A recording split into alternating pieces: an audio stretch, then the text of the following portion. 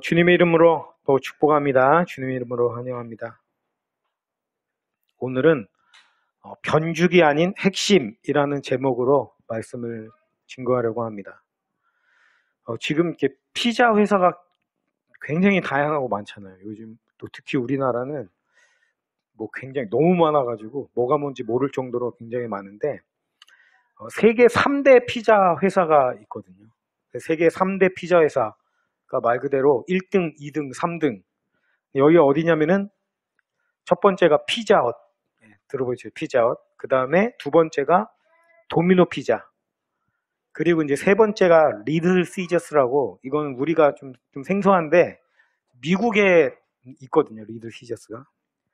근데 이 각각의 이 피자 회사 세 개가 나란히 1등, 2등, 3등인데 이 각각의 회사가 추구하는 그 가치가 다 달라가지고 굉장히 좀 흥미롭습니다. 1등 피자헛의 그 추구하는 가치가 뭐냐면은 다양한 메뉴예요. 다양한 메뉴.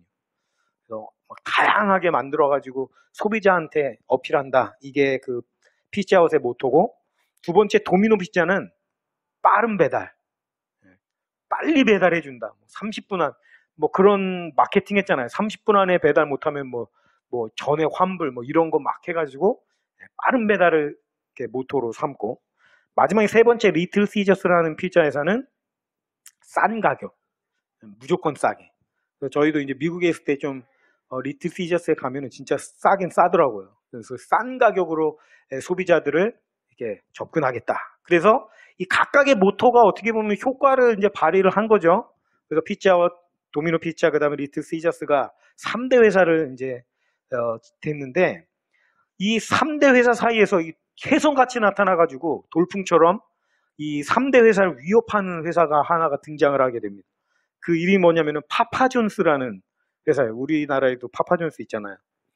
이 36세의 젊은 사장이 슈네트라는 사람이 이 파파존스라는 이 피자집을 만들었는데 성장 속도가 놀라워가지고 그 위협이 될 정도로.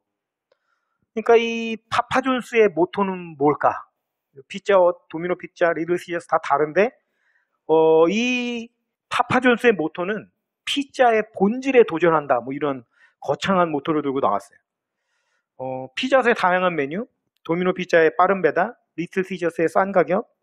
이거보다 더 중요하고 본질적인 게 피자에 있을까?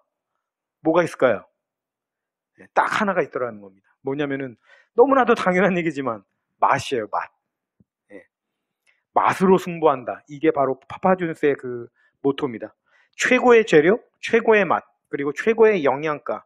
이 피자의 본질로 승부를 하겠다 해가지고 이것이 소비자들을 감동시키고 미래의 소망이 있다. 이래서 이 본질을 추구하는 것이 결국에는 아주 중요하다라는 것을 참 보여줬다고 생각하는데, 이 이야기를 듣고 제가 곰곰이 생각에 빠진 겁니다. 우리가 우리의 삶을 살아가는 데 있어서, 우리의 어떤 신앙생활을 하는 데 있어서 본질이라는 게 뭐겠어요? 굉장히 중요한 거 아닙니까?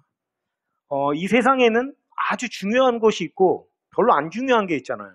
그래서 우리가 삶을 살아갈 때에 정말 중요한 거를 찾아내는 것만으로도 굉장히 그 인생은 절반 이상 성공한 거라고 보거든요. 사실 우리가 삶이라는 어떤 제한된 시간을 살아가는 데 있어서 그 대부분의 시간들을 별로 중요하지도 않은, 본질적이지도 않은 거에다 쏟아붓고 산다라고 한다면 어떻게 그 인생을 잘 산 인생이라고 할 수가 있겠어요? 또 이런 생각이 드는 겁니다. 피자는 사실 뭐 먹어도 그만 안 먹어도 그만 아닙니까? 예.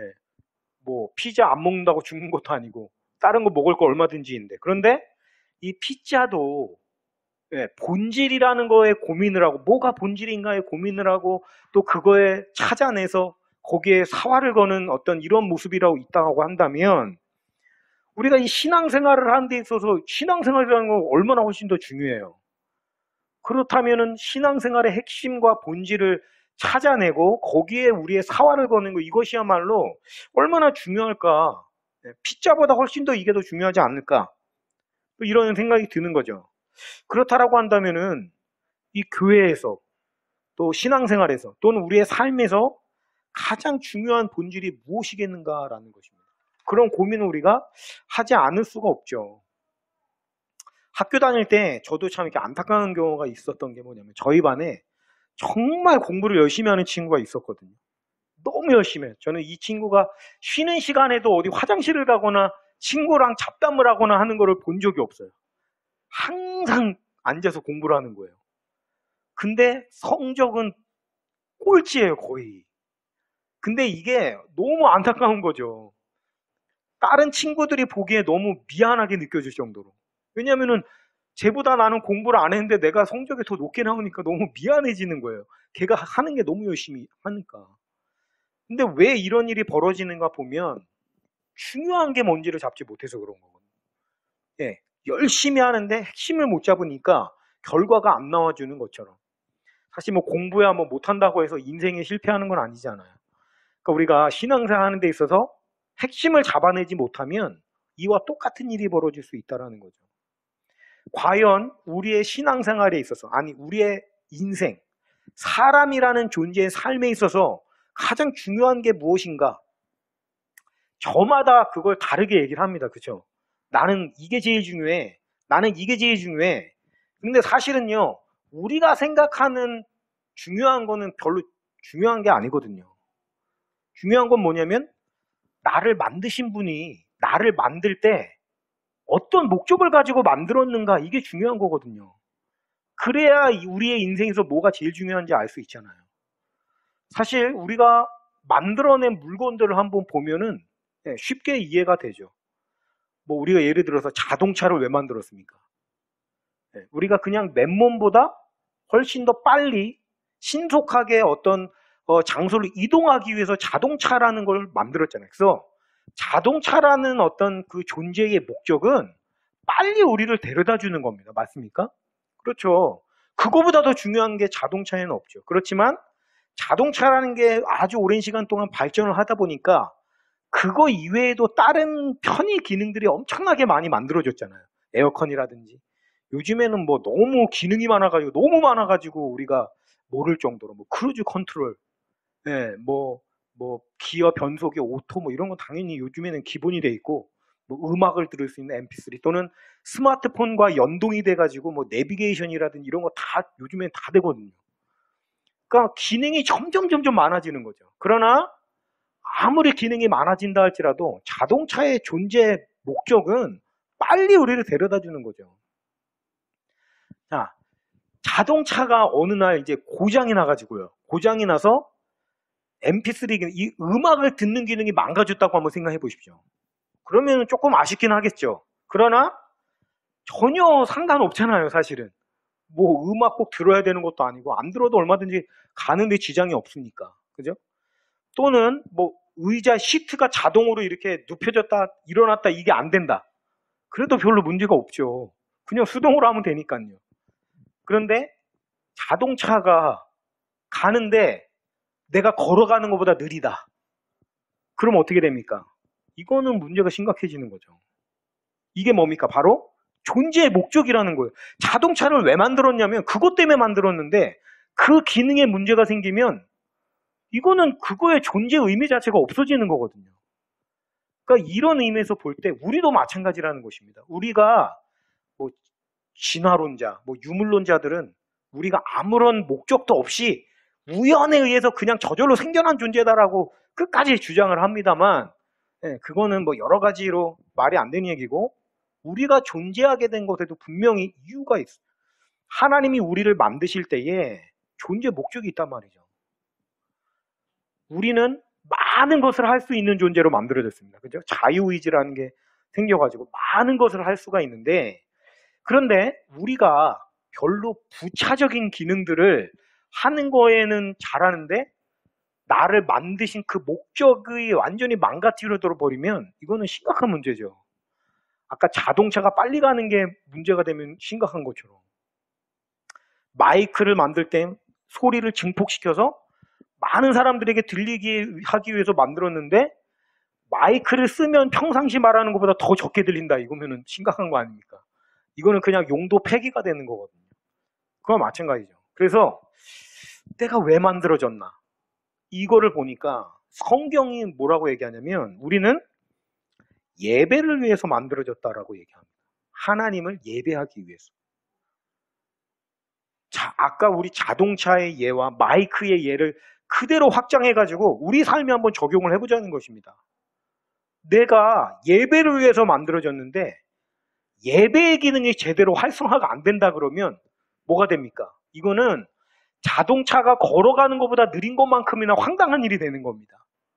근데 문제는 뭐냐면 자동차가 걸어가는 것보다 느리다고 하면 누구나 다 이상하게 생각을 하는데 우리 안에 예배의 기능이 망가져 있다는 거에 대해서는 사람들이 별로 이상하게 생각하지 않는다라는 데 문제가 있죠. 이게 우리의 문제라는 거예요. 사람이 자기가 어디로 가야 되는지, 무엇을 위해 만들어졌는지에 대한 고민이 없이 그냥 막 살아가는 시대를 우리가 살아가다 보니까 정작 정말 중요한 기능이 문제가 생겼는데도 불구하고 문제점조차 인식을 하지 못하고 있다는 거예요. 피자의 본질이 맛이라고 하면 사람의 본질은 예배에 있습니다. 그래서 우리가 다른 어떤 기능들은 조금 미흡하다 할지라도 별로 문제가 될 게 없어요. 근데 예배의 기능에 문제가 생기면 이건 존재 자체의 의미가 없어져 버리게 됩니다. 왜 사냐건 뭐 우치요 뭐 이런 얘기 하잖아요. 왜 사냐고 하면 뭐 딱히 할 말이 없어가지고 그냥 허허하고 웃음으로 넘긴다는 얘기인데 우리 그런 존재 아니거든요. 왜 삽니까? 라고 묻는다면 하나님을 높여드리기 위해서 우리 하나님을 예배하기 위해서 삽니다. 라고 우리가 명확하게 이야기할 수 있어야 된다는 거죠. 그래서 우리가 예배라고 하는 것이 우리의 삶의 존재 목적이기 때문에 다른 부차적인 거, 핵심적이지 않은 거는 좀 뒤로 밀어도 이것만큼은 우리가 잡고 가야 돼요. 이게 왜 중요한가 하면 우리의 삶이요. 길다면 길지만 또 짧다면 굉장히 짧거든요.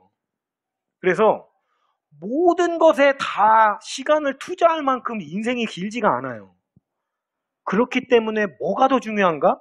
뭐가 더 가치가 있나? 뭐가 더 의미가 있나를 구별해서 본질적인 거에도 시간을 할애하고 마음을 쏟는 게 아주 중요하게 되어졌다라는 거죠. 우리 표현 중에 이런 표현이 있거든요. 변죽을 울리다. 들어보셨죠? 변죽을 울리다라는 게 무슨 말인가 하면 제가 사전으로 찾아보니까 이 변이라는 말은 한자인데요. 뭐 변두리 뭐 이런 할 때 그 변이에요. 가장자리를 뜻하는 말입니다. 변. 그리고 죽이라는 거는 똑같은 뜻인데 순수한 우리나라 말이래요. 죽이라는 말.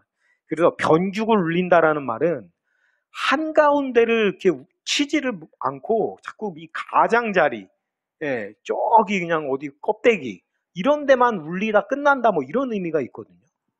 자, 우리가 삶을 살아가는데 우리의 신앙생활 하는 가운데 우리가 변죽만 울리면서 살아가는 삶에 대해서는 안 되잖아요. 핵심과 본질을 꿰뚫는 사람이 되기 위해서 참 중요한 것. 우리가 누구로부터 배워야 되냐면 하나님으로부터 배워야 되거든요. 왜냐하면 우리의 인생을 계획하시고 만드신 분이 그분이시기 때문에 핵심이 뭔가요? 중요한 게 뭔가요? 라고 물어야 되는데 그게 어디에 답을 하나님이 주셨냐면은 성경에 답을 주셨거든요. 이스라엘 백성들이 광야에서 하나님의 나라를 찾아가기 위해서 출애굽을 했죠. 왜 출애굽을 했습니까? 잘 먹고 잘 살려고 출애굽을 한 게 아니에요. 하나님에 대한 올바른 예배자의 삶을 살기 위해서 출애굽을 한 거란 말이에요. 그래서 광야의 삶이라고 하는 것은 하나님이 이스라엘로 하여금 온전한 예배자로서 만들어가는 과정이라고 보면은 맞거든요. 근데 그 모델을 하나님이 성경 속에서 가르쳐 주셨는데 보니까 이렇게 돼 있어요. 이스라엘의 12지파가 있는데요. 광야에서 행진하는 그 하나님이 그 가르쳐 주신 방법을 보면 4지파씩이 딱 이렇게 나뉘어져 가지고요. 3지파씩이 딱 나뉘어져 가지고요. 3지파씩 나누면은 3, 40이잖아요. 그래서 동, 서, 남, 북 이렇게 3지파씩을 이제 주둔시키고 그 가운데에 뭐를 뒀냐면은 이 언약궤, 법궤라고 하는 것을 두었거든요. 그러니까 이게 어떻게 보면은 하나님이 우리에게 주신 어떤 일종의 모델이라고 할 수 있는데 그게 무엇을 뜻하는 거겠습니까? 어디에서든 항상 법궤라고 하는 것은 하나님의 임재의 상징이고 하나님의 상징이기 때문에 우리 삶의 중심은 예배이다라는 것을 우리에게 확실하게 보여주는 하나님의 가르침이라는 겁니다. 동쪽에 있어도 보면은 바로 법궤가 보이고, 북에서도 가운데를 보면 법궤가 보이고, 그리고 항상요, 강야의 법칙이 보면은 법궤가 움직이면 이스라엘 백성이 움직입니다. 법궤가 멈추면 이스라엘이 멈춥니다. 그러니까 모든 삶의 중심은 뭐냐면 법궤, 하나님의 임재, 하나님을 예배하는 것. 이게 하나님 우리에게 의도하신 바예요. 우리가 실질적으로 법궤라는 물질적인 그 어떤 그 뭐 나무 궤 짝을 가지고 막 이동하는 삶을 사는 건 아니잖아요. 그 상징이 중요한 것인데 항상 우리는 어디를 가든지 그 중심에 예배가 있어야 된다는 거예요. 예배. 우리가 뭐 이사를 간다. 왜 이사를 가요? 예배 때문에 이사를 가야 많습니다. 그죠? 뭐 우리가 뭐 이직을 한다. 왜 이직을 하냐? 예배 때문에 이직을 한다. 이런 식으로 항상 우리 삶의 핵심 가치가 예배가 되기를 원하시는 것이 하나님의 의도하심이라는 겁니다. 그래서 우리가 예배라는 것에 대해서 생각을 해야 되는데 예배의 핵심이 무엇인가? 우리의 삶의 핵심은 예배래요. 그죠? 그렇다라고 한다면 예배에도 핵심적인 가치가 있을 거 아닙니까? 그게 무엇인가를 생각해 보자는 겁니다. 우리가 드려지는 예배를 보니까 뭐 찬양이 있고 기도가 있고 또 설교를 말씀을 선포하는 게 있고 뭐 여러 가지 요소들이 있지 않습니까? 예배가 추구하는 가장 핵심적인 가치가 무엇인가? 뭐 찬양이 중요한가? 뭐 이런 어떤 행하는 뭐 설교가 중요한가? 뭐가 중요한가? 이런 것들을 살펴봤을 때 예배에 있어서 가장 중요한 거는 무엇을 하느냐가 중요한 게 아니고 태도가 중요하다라는 거예요. 예배에 있어서 가장 중요한 거, 태도. 네. 찬양을 드리든 기도를 하든 설교를 듣든 무엇을 하든지 간에 있어서 예배라는 것 자체가 뭐냐면 태도를 나타내는 거거든요. 어떤 태도인가요? 하나님 중심적인 태도를 말하는 겁니다. 그게 예배예요. 그래서 우리가 소위 뭐 삶의 예배가 중요하다 뭐 이런 얘기도 많이 하잖아요. 그냥 교회에 와가지고 드려지는 예배 이것만 중요한 게 아니라 삶을 나가서 살아가는 게 중요하다 뭐 이런 얘기 굉장히 많이 하는데 똑같은 얘기예요. 그러니까 삶을 살아갈 때도 뭡니까? 하나님을 중심적으로 살아가는 태도, 그게 예배입니다. 그러니까 우리가 교회에 모여서 찬양하고 기도하고 뭐 말씀 듣고 그것만 예배가 아니고 어떤 상황 속에서도 하나님이 중심이 될 때 그게 예배입니다. 반대로 생각하면 뭡니까? 우리가 교회에 모여서 찬양하고 기도하고 뭐 말씀 듣고 뭐 설교를 듣고 뭐 다 하는데 똑같이 하는데 그 안에 드러나 있는 태도가 하나님 중심이 아니고 나 중심이 될 수 있잖아요. 그렇게 된다고 하면 그거는 예배라고 할 수가 없다라는 거죠. 삶에서도 마찬가지고. 그래서 예수님께서 우리에게 많은 가르침을 주셨는데 예수님의 가르침을 딱 하나로 요약하면 뭐냐면 사랑이죠. 사랑의 핵심은 뭡니까? 사랑은 상대방 중심입니다. 나 중심이 아닙니다. 맞죠? 그래서 그런 의미에서 예수님이 사랑을 가르치시고 나서 보니까 또 한 가지 우리에게 가르쳐 주신 게 뭐냐면 자기 부인이거든요. 자기 부인. 자기 부인이 뭡니까? 나를 부인하는 거잖아요. 그러니까 똑같은 겁니다. 나를 부인한다라는 건 뭐냐면 곧 나 중심이 아니라 하나님 중심으로 살아간다라는 걸 의미하는 것이고, 그러니까 신약의 가르침, 구약의 가르침, 하나님의 모형과 모델, 이 모든 예배의 모델을 우리에게 보여주고 있는데 그 핵심 가치는 뭐냐면 하나님 중심적인 태도라는 거예요. 더 나아가서는 하나님을 높여드리는 것, 하나님만을 바라보는 것이 되겠습니다. 그래서 우리가 왜 훈련이 필요하냐면, 왜 이런 훈련이 필요하냐? 우리가 경건의 훈련이라고 하잖아요. 왜 훈련이 필요하냐면 그게 그냥 저절로 안 되니까 훈련이 필요한 거예요. 우리 안에 죄라는 게 들어와가지고 이 죄는 사악한 자기중심적인 태도거든요. 네, 모든 것을 나 중심으로 바라보는 거, 그게 죄입니다. 그래서 하나님 중심으로 바라보고 하나님을 높여드리고 상대방을 사랑하는 거, 상대방의 입장에서 상대방을 배려하고 하는 게요, 저절로 안 돼요. 우리가 망가져서. 그래서 이거를 끊임없이 훈련하는 게 이 땅에서의 삶이고 그게 바로 광야의 삶이거든요. 이스라엘 백성들이요, 지금 애굽에 있지 않습니까? 애굽. 여러분. 모세가요, 이스라엘 백성들을 이끌고 광야로 나갑니다. 출애굽을 나갑니다. 근데 왜 나가냐면 오늘 우리 읽은 말씀처럼 보니까 여호와께 제사를 드리되, 그러니까 왜 나가냐면 하나님을 예배하기 위해서 나가는 거예요. 그 뒤에 보니까 예배를 드리되, 제사를 드리는데 그 제사는 뭐냐면 우리에게 명령하시는 대로 하려 함이다. 하나님 중심이라는 게 뭘까요? 하나님 중심이라는 건 되게 간단한 건데 하나님이 시키는 대로 하는 겁니다. 여기 하나님이 명령하시는 대로. 그러니까 내 생각에는 이렇게 하는 게 맞지. 내 생각에는 이렇게 하는 게 좋아. 이거는 하나도 중요한 게 아니. 그거는 말 그대로 내 생각이고, 예배에 있어서 가장 중요한 건 뭐냐면 하나님의 생각입니다. 하나님의 생각. 그죠? 하나님이 좋은 게 좋은 거예요. 내가 좋은 게 좋은 게 아니고요. 그러니까 이스라엘 백성들이 지금 예배를 드리기 위해서 출애굽을 해야 되는데, 여기서 우리가 질문을 던질 수 있는 게 뭐냐면 왜 꼭 출애굽을 해야 되냐라는 거죠. 아니, 애굽에서 그냥 예배 드릴 수 있는 거 아닙니까? 굳이 왜 거기를 나가가지고 그 엄청나게 많은 인구가 광야, 그것도 사막으로 나가가지고 거기서 예배를 드려야 되냐라고 생각을 할 수도 있는데, 왜 그런가 하면 다른 이유 없어요. 그게 하나님의 명령이기 때문에 그래요. 예배의 중심은 내가 아니고 하나님이라고 한다면 하나님이 나가서 드리라고 하면은 그게 맞는 거죠. 오늘 본문 말씀을 보면은 앞뒤 자세히 살펴보지는 않았습니다만, 바로라는 사람이 나와요. 바로는 우리나라 말로 바꾸면은 임금님 정도 됩니다. 임금님. 파라오라는 게 그 이집트의 황제를 나타내는 그 말이에요. 우리나라는 임금님 그러잖아요. 그러니까 그 임금님이 이집트에서는 바로예요. 근데 이 바로가 성경에서 항상 상징하는 바는 뭐냐면 사단이거든요. 사단. 우리가 예배라는 핵심 가치를 붙들게 되는 거를 사단은 결코 좋아하지 않습니다. 나 중심적인 태도를 가지고 나 자신의 어떤 이득을 위해서 예배를 드리는 건 얼마든지 허용해 줍니다. 사단이요. 왜냐? 그건 예배가 아니니까요. 아까 말씀드렸잖아요.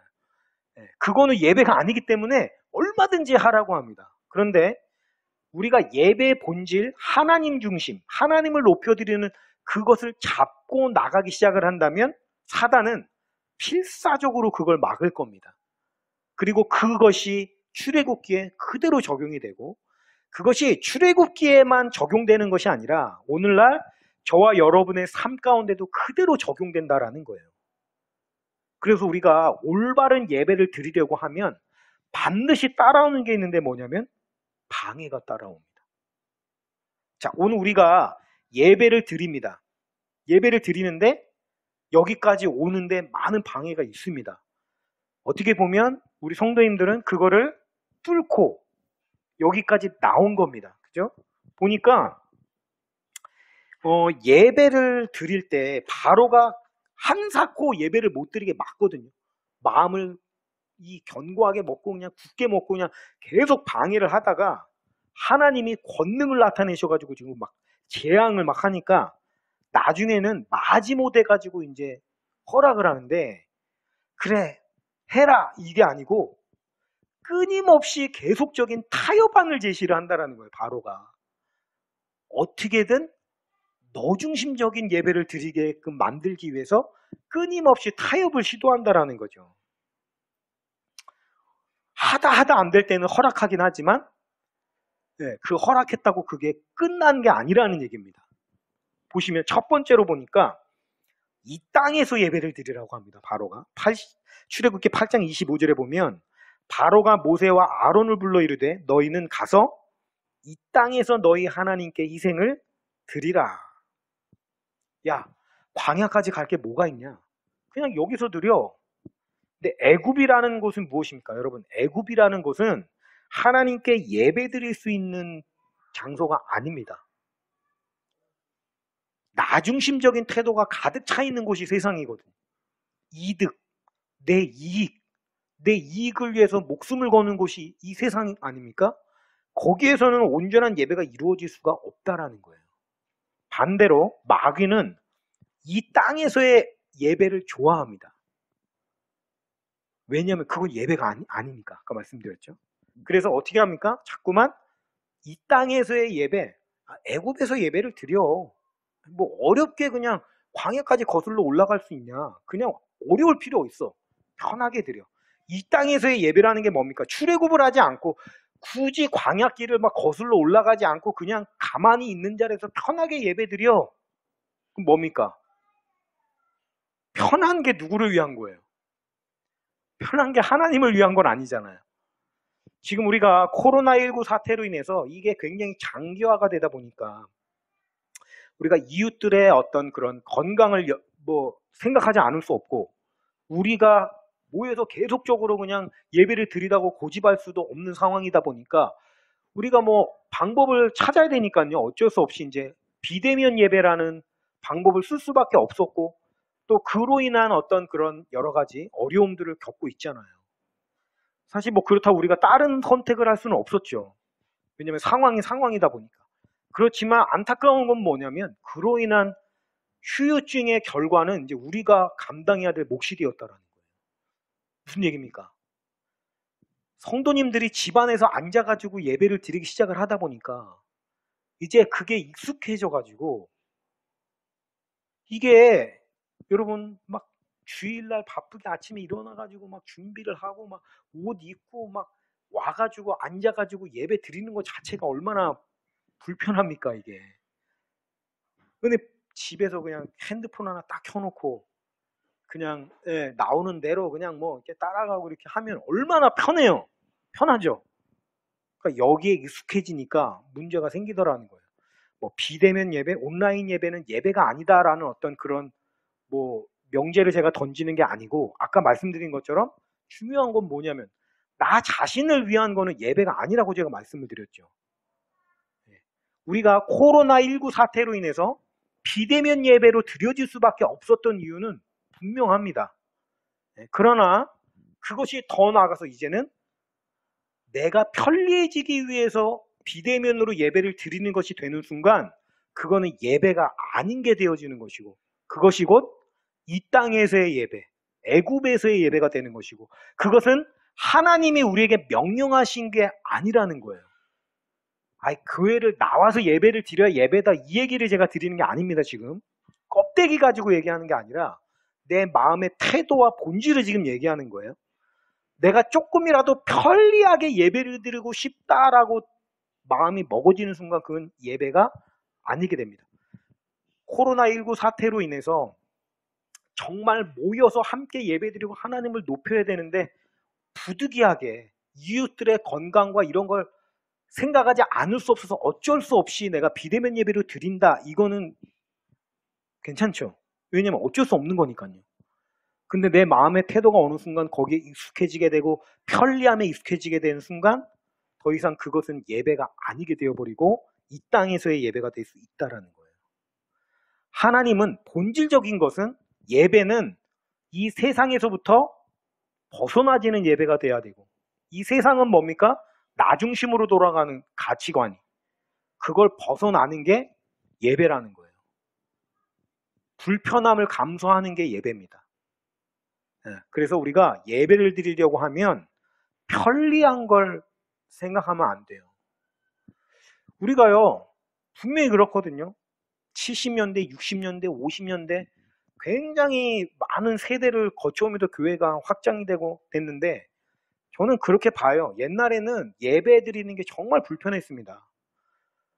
뭐 냉방, 난방이 됩니까? 무슨 뭐 이런 화면으로 뭐 이렇게 띄워주는 게 됩니까? 뭐 아무것도 안 돼요. 그냥 그 더워 죽겠고 추워 죽겠는 데서 콩나물 시루같이 모여가지고 예배 드릴 때 불편함이 말도 못하죠. 딱딱한 마룻바닥에서 막 허리 아프고 막 어깨 아프면서 그냥 목이 터져라 찬양하고 그랬거든요. 점점 세대를 거듭할수록 예배를 도와주는 도구들이 점점 많아지잖아요. 편해요. 지금 뭐 성경책도 안 가져와도 돼요. 다 띄워주고 뭐 다 해주고 다 해주니까요. 요즘에 방송 기술 얼마나 발전합니까? 근데 그럴수록 예배의 본질은 점점 사그러들더라는 것입니다. 그런 예배를 편리하게 해주는 걸 없애야 된다는 그런 얘기 하는 게 아니고 본질을 놓쳐서는 안 된다는 거예요. 내가 편리해지는 걸 선호하는 쪽으로 가는 것 자체가 문제입니다. 저는 그렇게 생각을 하는데 다른 분들은 잘 모르겠어요. 저 자신을 들여다볼 때 편리함을 누릴 수 있을 만한 능력이 없어요. 내가 편리해지면 편리해질수록 내 마음은 자꾸만 나태해지고 게을러지는 쪽으로 가더라고요. 내 안에 편리하면 편리해질수록 그거를 누리면서 그럼에도 마음이 변치 않고 하나님 중심적인 태도를 가지고 나갈 수 있는 능력이 있다 그러면 편리함의 도구를 얼마든지 받아도 좋습니다. 그런데 그럴 만한 능력이 우리에게는 그렇게 없는 것 같아요. 그럴 바에는 차라리 불편한 게 낫습니다. 제가 말씀드렸잖아요. 저는 우리 교회 이름을 불편한 교회라고 만들고 싶었다고 원래. 왜냐하면 그게 우리를 거슬러 올라가는 거기 때문에 그래요. 그게 그리고 예배의 본질이에요. 나를 거슬러 올라가는 게. 이 땅에서의 예배, 우리가 점검해야죠. 항상 예배 드릴 때 나는 이 땅에서의 예배, 애굽에서의 예배를 드리고 있지 않나? 점검해야 됩니다. 두 번째는 너무 멀리 가지 말라는 겁니다. 28절에 보니까 너무 멀리 가지 말라. 내가 너희를 보내겠다. 어쩔 수 없이 보내는데 너무 멀리는 가지 말라. 근데 모세는 오늘 우리가 읽은 말씀 보니까 뭐라 그래요? 사흘 길쯤 광야로 들어가 이렇게 되어 있습니다. 여기서 중요한 건 숫자 3이 중요한 게 아닙니다. 숫자 3이 중요한 게 아니라 그 3이라는 사흘, 3일이라는 숫자의 의미가 중요한 것인데 그 의미가 뭐냐면 다시 되돌아오지 못하는 거리가 3일이에요. 우리 누가복음인가요? 보면 예수님 잃어버린 사건이 나오죠. 어렸을 때 성전에서. 근데 예수님 잃어버렸다가 언제 찾았어요? 3일 만에 찾았잖아요. 요즘에는요. 우리가 이런 개념을 이해를 할 수가 없는데 성경 시대로 돌아가서 봐야 이해가 되는데 옛날에는 자동차가 있으니까 뭐가 있어요? 아무것도 없잖아요. 그냥 걸어가거나 낙타 타고 가거나 이동인데 요즘도 우리가 그렇습니다만 길을 떠났는데 뭐를 깜빡 잊어버리고 안 가지고 올 수가 있죠. 중요한 거, 핸드폰을 놓고 왔다. 지갑을 놓고 왔다. 그러면 어떻게 해요? 요즘 같은 때는 다시 와서 찾으면 됩니다. 차를 가지고. 근데 그때는 옛날에는 그런 게 아니잖아요. 그래서 이게 중요한 걸 놓고 갔는데 예를 들어서 너무 멀리 가버리면 다시 돌아올 수가 없잖아요. 그래서 한 3일 정도는 많이를 안 갑니다. 일부러. 막 열심히 걸어가지고 막 멀리 안 간다고요. 왜냐면은 가다가 꼭 생각이 나거든요. 잊어버린 거를. 그러니까 3일 동안은 갔다가 다시 되돌아올 수 있을 만큼만 조금만 가는 거예요. 그래야 잊어버렸다 싶으면은 다시 되돌아올 수 있어야 되니까요. 자동차가 있는 게 아니잖아요. 다시 걸어서 와야 되니까. 3일 길이라는 것이 의미하는 게 바로 그겁니다. 그래서 광야로 3일 길을 나간다는 의미는 뭐냐면 다시 되돌아올 수 있는 거리를 완전히 벗어나는 걸 의미하는 겁니다. 여러분, 우리가 처음에 예수님을 믿고 예수님 품에 안에 들어와서 막 찬양 가운데 은혜 받고 말씀에 은혜 받고 하다 보면 이게 너무 좋거든요. 처음에 은혜가 충만하잖아요. 근데 시간이 조금 지나가다 보면 애굽이 그리워질 때가 분명히 오거든요. 먹을 게 자꾸 만나가 물리고 애굽에 있던 마늘도 생각나고 부추도 생각나고 고기도 생각나고 애굽의 그 나 중심적인 그 태도를 가지고 친구들이랑 신나게 놀고 재밌게 놀던 게 자꾸 아른아른거리고 그 시기가 분명히 오거든요. 사흘 길은 그런 마음이 와도 되돌아갈 수가 이제 없는 거리예요. 광야에서 3일을 걸어가서 간다고 생각해요. 이제 앞에 너무 갈 길이 멀어요. 아직. 근데 뒤를 돌아보니까 이미 지나온 길도 너무 멀어가지고 다시 되돌아가긴 이미 늦었어요. 어쩔 수 없이 이제는 직진밖에 없어요. 그게 3일 길입니다. 3일 길을 우리가 광야로 나가야 되는 얘기는 뭐냐면 애굽에 대한 미련을 완전히 끊어버려야 된다는 걸 의미하는 거예요. 성경의 표현대로 세상에 한 발, 하나님한테 한 발, 이런 식으로 하나님을 섬기는 것은 용납되지 않는다라는 겁니다. 둘 중에 하나입니다. 아예 세상으로 가든지 아예 하나님에게로 온전히 올인하든지 둘 중에 하나를 해야지 세상을 완전히 사랑한다. 이거는 뭐 조금 악한 거죠, 그것도. 근데 진짜 악한 건 뭐냐면은 두 쪽 다 발을 담그려는 태도가 진짜 악한 겁니다. 예수님이 그걸 진짜 싫어해요. 요한계시록에 보니까 예수님 말씀하시는 게 뭡니까? 차갑든지 뜨겁든지 해라. 왜냐면은 차가운 건 나쁜 거죠. 세상인데 그래도 그나마 그건 그래도 솔직하잖아요. 솔직이라도 하잖아요. 근데 미지근하다는 건 뭐냐면은 자기 자신을 속이는 거고 하나님을 속이는 거거든요. 한 발 한 발 담그는 태도는 용납하지 않으시겠다는 거예요. 그래서 예수님이 거기에 대해서 뭐라고 표현하냐면은 역겹다라는 표현을 하십니다. 그 토 나오는 거 있죠. 이 토 나오는 반응은 내가 어떤 의지로 하는 게 아니라 몸에 자동적으로 나타나는 반응이잖아요. 그만큼 역겹다라는 거예요. 그런 태도는. 그러니까 우리가 예배를 드릴 때 세상에 대한 미련, 세상에 대한 어떤 그리움 이런 것들을 완전히 끊어버려야 된다라는 거예요. 멀리 가야 됩니다. 다시금 애굽으로 돌아갈 수 있는 여지를 두면 안 돼요. 이게 왜 중요하냐면 광야길이 힘들까요? 안 힘들까요? 굉장히 힘듭니다. 이거 쉬운 길이 아니거든요. 그래서 마음의 여지를 남겨두면 애굽으로 다시금 돌아가고 싶은 마음이 분명히 와요. 왜냐하면 애굽은 나중심적인 걸 내가 되게 좋아하는 거거든요. 그게. 그래서 완전히 잘라내버려. 칼같이 잘라버리는 게 필요하다라는 겁니다. 이 참 중요하죠. 세 번째로 또 시도하는 게 뭐냐면 이제 얼음만 가라 이렇게 하겠습니다.